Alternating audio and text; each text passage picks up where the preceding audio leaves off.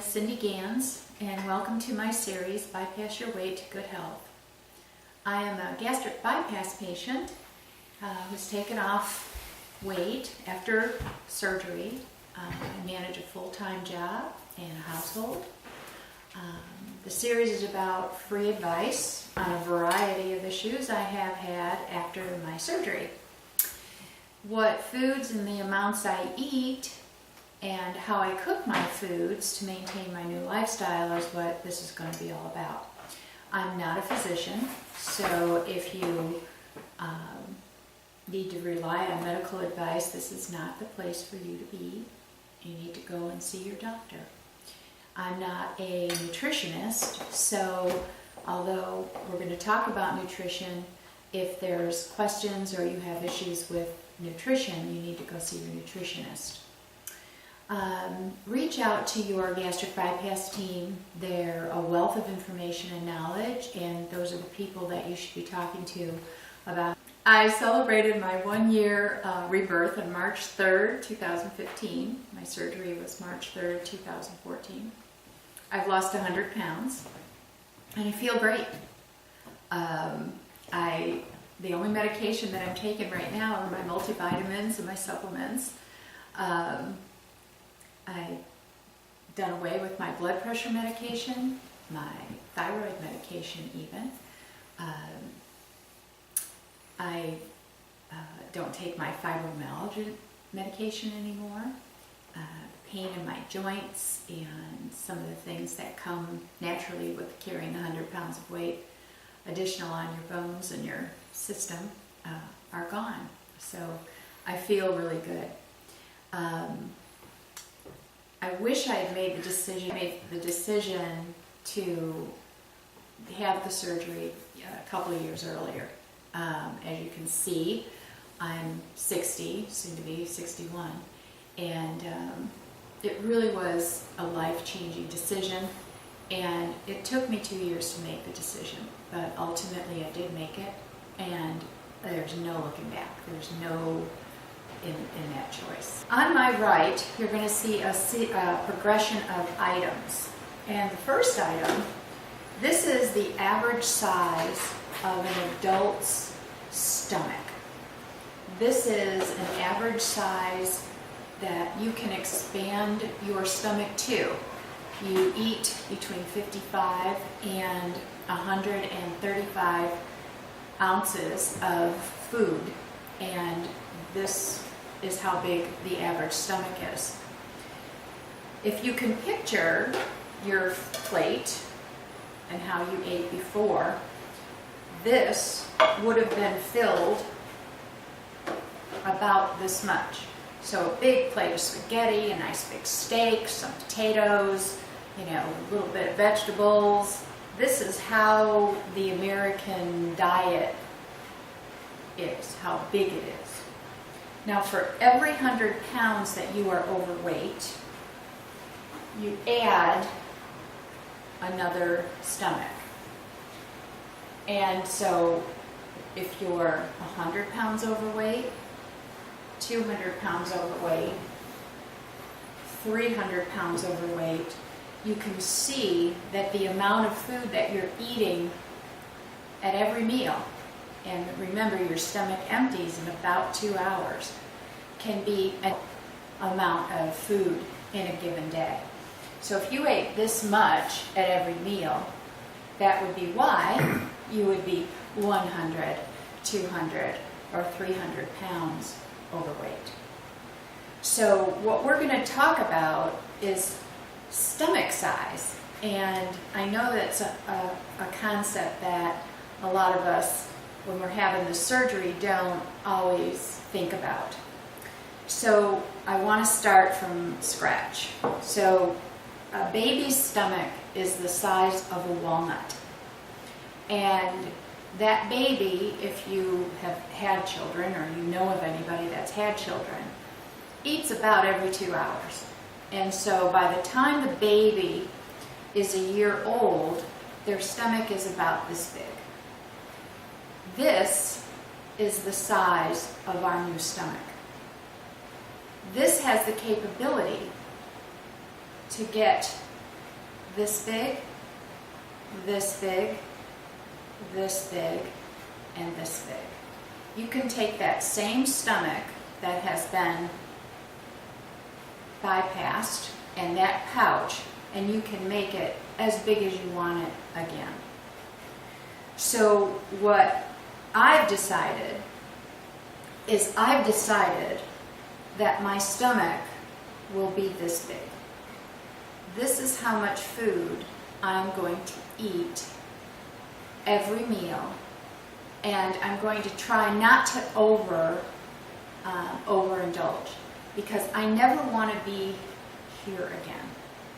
I only want to be here. So we're going to talk about how to get as much of the nutrition that you need in this as you possibly should have, per your doctor and your nutritionist. So one of the things that I've done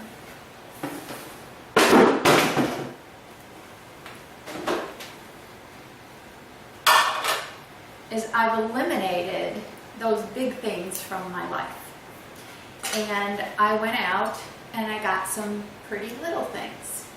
So I have this absolutely adorable little plate. If I get crazy and I want a salad, I have this plate. And for most of my meals, this is what I use as a measure, so I can kind of see how much I'm eating. So one of the other things that we're going to talk about is liquid. Now, typically you would sit down at a meal and you would eat that great big plate of food, and then you'd wash it down with something, I don't know, really good. Coke, maybe some, juice. This is the size glass that you would have been using. Our problem is that when you have this much of a stomach, this much liquid would fill up the stomach so that you wouldn't have room for the food. And you have to remember the other thing with a stomach that is that big is that there's this hormone that they discovered in 1996 called ghrelin. And ghrelin is this thing that sends a signal to your brain that says, hey, I'm starving to death. I'm so hungry, I need to eat. And the more surface area you have in your stomach, the hungrier you're going to be. And so that ghrelin, it's a powerful hormone. In 1999, they started to actually study it.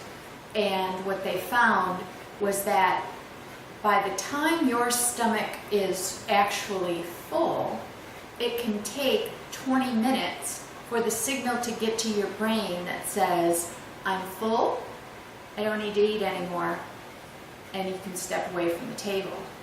Most of us could eat within 5 minutes what's on this plate or in this particular container. So we have to be very cognizant of what we're putting in our mouths and what nutritional value it's going to have, and we have to eat it very slow. So in those 20 minutes, our brain says, you're no longer hungry. We're good to go. Go outside and play. Go play with the dog or whatever. So that's the first thing. The next thing is this is how much liquid, this is 1.5 liters.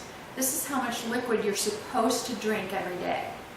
Now for me, drinking water is extremely icky. I don't like it. It actually comes up on me. It's not something that I enjoy. And so I get my liquid in a number of different ways, and we'll go through that another time.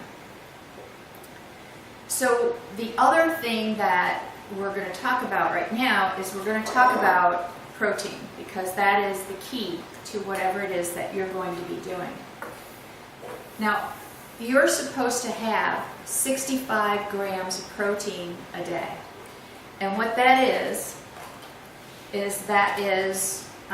3 of these little kits are 6 grams of protein, and these are the bumblebee tuna salads. So and then you have, and just because I'm looking at size, these are 13 grams of protein each. So 13 and 13 is 26. And if I'm looking at this package of yogurt is 12 grams. So approximately this much food has to go into this stomach every day. So what we have to do is we have to parse it out. We have to make sure, first and foremost, that the thing that goes into your mouth at every meal, first thing, is not the crackers, but it's the tuna, or the yogurt, or the milk, or whatever protein you are having. So I want you to remember always protein first. Then if you're still hungry and you've eaten all of your protein for that meal, then you can add in vegetables next. And if you're still hungry after your vegetables and your 20 minutes is up, then you can add in some carbohydrates. If you're still hungry, even after you've had your protein and your vegetables and your carbohydrates, you need some dessert, then go ahead and have a little tiny dessert. I do have a confession to make, and I have to drink my coffee first thing in the morning. Before my protein, before life works for me, I've got to have a cup of coffee. And so I wait an hour after I have my coffee, and then I have my protein. So that's my confession of the day. And understand that 1/3 of my coffee is protein, half and half, or milk, something like that. So I do get a little bit of protein. Till next time, remember that you have got to love yourself before you can share that with anyone else. So have a great day. I'll be back next week with another segment, and we're going to start cooking.